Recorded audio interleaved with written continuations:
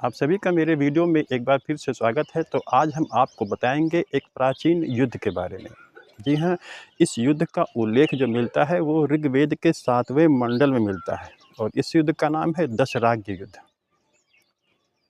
कई लोगों ने सुना भी होगा। तो दशराग्य युद्ध, जिसको हम 10 राजाओं का जो है युद्ध भी कहते हैं। दो पक्षों में लड़ा गया युद्ध। एक तरफ 10 राजा थे और एक तरफ एक राजा था।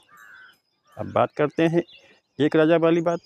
तो एक तरफ था जो है भरत जो है समुदाय का एक कबीला था जो है त्रित्सु।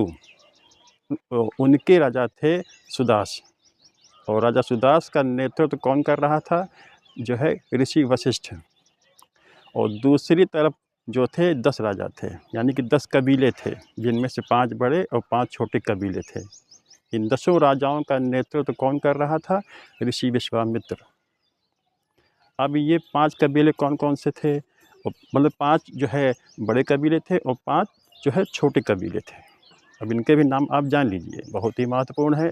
तो जो 5 बड़े कबीले थे तो उनके नाम है अनु, दुहु, यदु। इसके नाम, इसके बाद जो नाम आता है फिर वह है पुरु, फिर है तुर्बस। ये 5 बड़े कबीले थे। और छोटे कबीले कौन से थे? तो अलिन, फिर नाम आता है फक जो है पक्त, फिर नाम आता है भलानस का, यक्ष, फिर नाम है मत्स्य का। तो ये छोटे कबीले थे।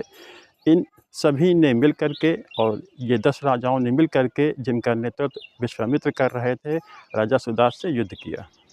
अब ये युद्ध जो हुआ था ये कहाँ पर हुआ था?